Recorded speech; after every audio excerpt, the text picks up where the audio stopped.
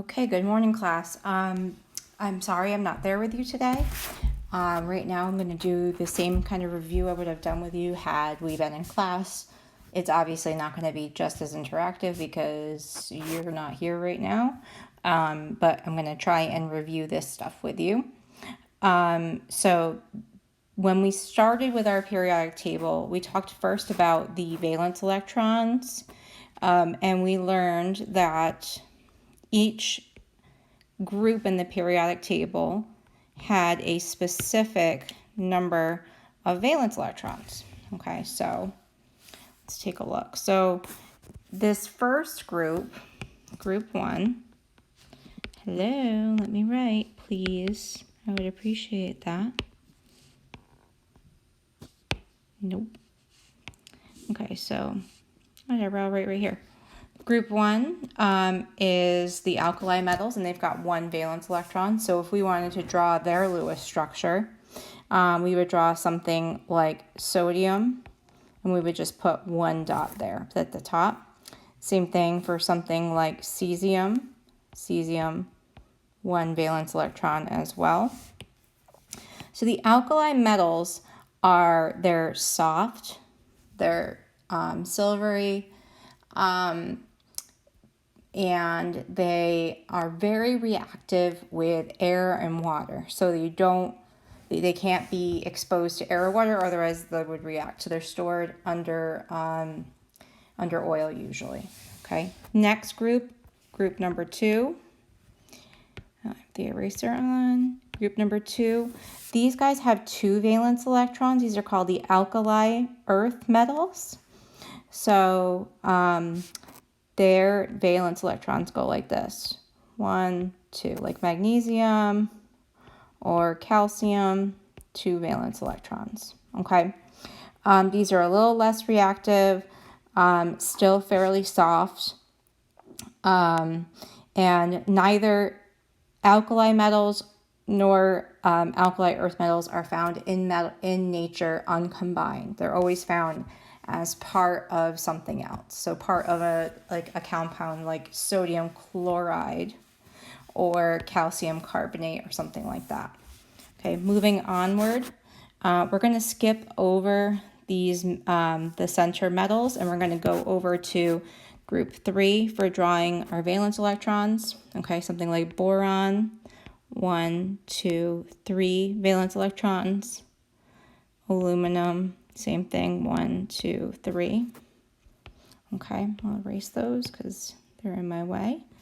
Now we move on to group 4. Like carbon. Carbon has 1, 2, 3, 4 valence electrons. Same thing with something like silicon. So everybody in the same family has the same number of valence electrons, and that's why they have the same properties. And again, a family runs vertical, so like this is the halogen family. It's also could be considered a group as well. You can call it either way. So they have similar properties. Whereas if you've got something just running horizontally, that's called a period. And a period does not, like things in the same period aren't very closely related at all. They just basically, like Ag has one less proton than Cd. That's the only thing they have in common. So that's just the way it's organized. It's organized in rows and columns. And the columns are the families and the groups where they have similar properties. So anyways, let's go to this one. 5, so nitrogen, 1, 2, 3, 4, 5. Okay. 6, we've got something like oxygen, 1, 2, 3, 4, 5, 6. Okay, and then finally this group. This is the other important group that we learned about, which is called the halogens. The halogens, they are 1 electron away from having a full octet, full 8 electrons in their outer shell of what they want. So they're very highly reactive. So something like fluorine is going to have 1, 2, 3, 4, 5, 6, 7 valence electrons. Okay. These are they're all gases, so all the halogens are gases, and they're highly reactive with groups 1 and 2. Okay. Finally, we've got our noble gases, where everybody besides helium has 8 around them. So I'm going to draw it down here. Neon has 1, 2, 3, 4, 5, 6, 7, 8. Helium has 2. So 1, 2. And you put them up there because they're paired up. They're not going to bond with anybody. Okay, but I wouldn't ever ask you about helium's dot structure because it's an exception, and I wouldn't do that. I wouldn't play you like that. All right. So let's talk about just general information about the periodic table.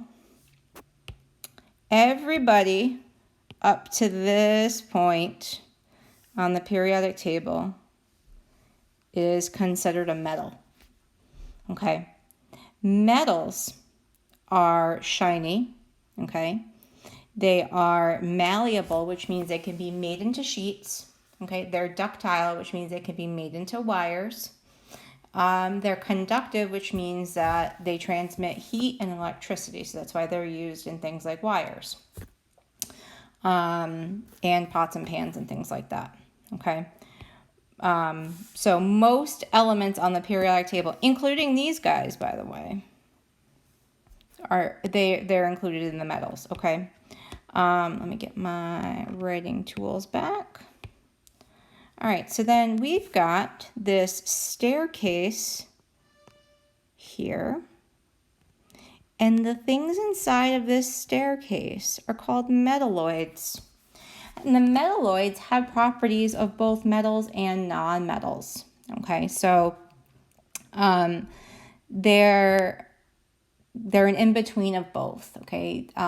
They're mostly solids, and most metals, all metals except for mercury are solid, by the way. The metalloids are semiconductors, which means that they conduct electricity, but not as much as a metal does. So that's why they're very useful in things like electronics, okay?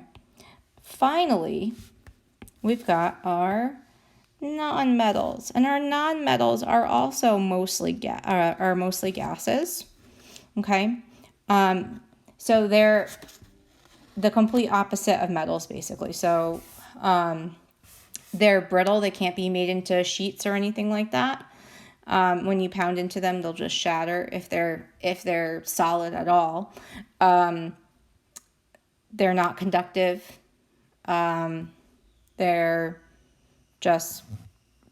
the opposite of metals, basically. They don't conduct heat or electricity. They're mostly gases at room temperature, like my favorite element that I can't live without, oxygen. Okay. All right, so I think that's all I have to say about the periodic table itself, but now we're going to have to talk about the trends on the periodic table. So let me hit done. I have to actually clear all my drawings on here, I think. So done. All right, so the periodic trends, that's the newest thing we learned. Clean this up. Well, we'll just leave it the way it is. How about that? Okay, so the trends. We have a few trends, all right? And the way I explained it to you guys the first time is that we've got, hello, can you please write now? Okay, so we have atomic radius, which is basically how big an atom is.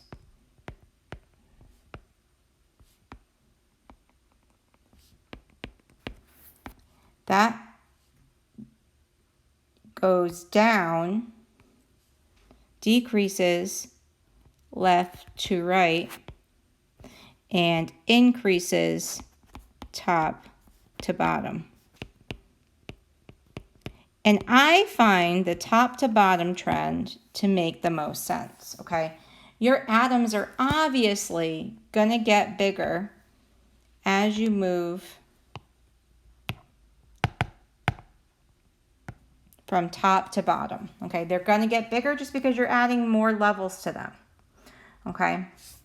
So that's the one I like to remember. All right, so when you're comparing things, and I apologize, well, actually, we'll do this afterwards. I'll go over all of these first. all of these different trends, and then we'll kind of do a few practice problems. So then we've got our electronegativity.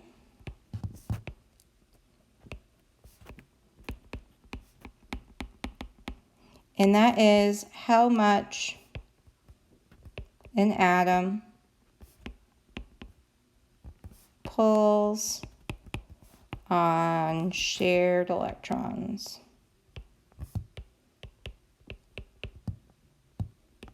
So I remember telling you that all of the other trends, so the top to bottom trend and the left to right trend, are always the opposite of each other. And all the other trends besides atomic radius are the same. So all the trends besides atomic radius are the opposite of it. So therefore, electronegativity is going to increase left to right and decrease top to bottom.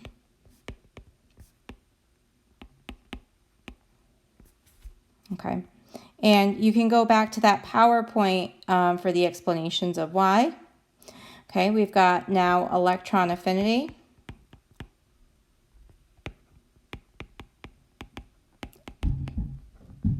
That's how much an atom wants to take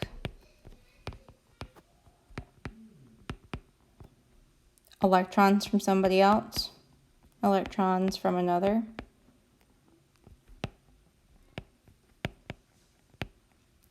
So that decrease, again, it's the same as the electronegativity trend. It decreases top to bottom, increases left to right.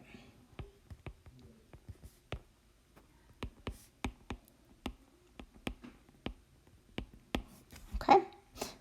Then we've got one more, which is ionization energy.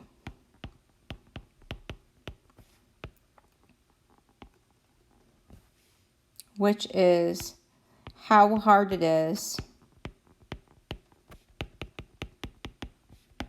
to take an electron away.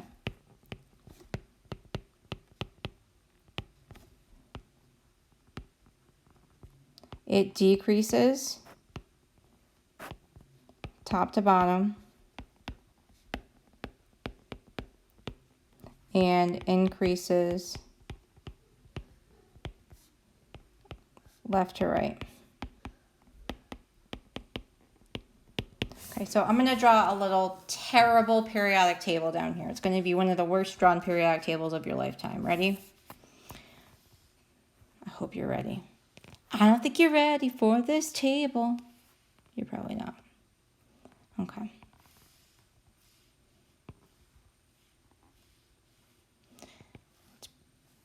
It's pretty terrible. Okay. So we've got from we'll just say in this direction, atomic radius decreases. Electronegativity, En for electronegativity, i.e. ionization energy, okay, and electron affinity, Ea, increase. Okay, then going top to bottom, Ar increases, atomic radius increases, electronegativity, ionization energy, electron affinity all decrease. Okay, so now we can do a couple of examples, and I apologize in advance because I'm going to be just kind of drawing these in here, but I'm hoping to make at least some sense here. So let's have, for example, something like we'll do aluminum, and then we have a couple more down here, and then thallium, Tl. Okay, and I want to say who's going to be the larger atom, right? Well, the size, the atomic radius increases going top to bottom, so thallium will be the bigger one. Okay. I'm going to remove what I drew. Okay. Now another pair, let's do a couple more choices here. We've got boron, we've got carbon, nitrogen, and I want to know who is the most electronegative. Well, the most electronegative is going to be the one, I can move this here. Electronegativity increases left to right, so that means that nitrogen is going to be the most electronegative. Okay. Let's say I've got francium, cesium, rubidium. Okay, and I'm going to say who has the higher ionization energy? Well, ionization energy decreases going top to bottom, right? So if I say who has the higher ionization energy, it would be rubidium. Okay. Finally, electron affinity. So for electron affinity, let's pick something from like in here. We'll pick something down here. So we've got Y, and then over here somewhere we got a few more, and then we've got Ag. Okay, so which one of these is going to have the higher electron affinity? The one with the higher electron affinity is going to be the one furthest to the right, which would be silver. Okay, so this is what you need to know going into the quiz next class. Okay, I am available, so I am going to be available after school Wednesday, like after classes end during that that office hours period. Okay, I am available Thursday during activity block,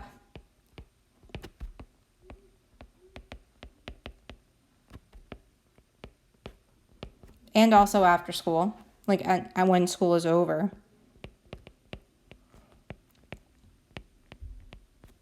And if you're in period 4, Friday would be okay too. Friday activity block.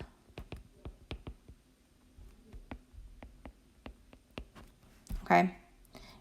If you want to meet with me during that time, email me. Okay. So for right now, after you've watched this video, what I want you to work on is 5.1, which is the review for the quiz. And then you're going to do 5.2, which is called Who Am I? It's like it's giving you clues and having to find elements on the periodic table. Okay. So I hope you have a good day, and I will see you on Thursday. Go Bears.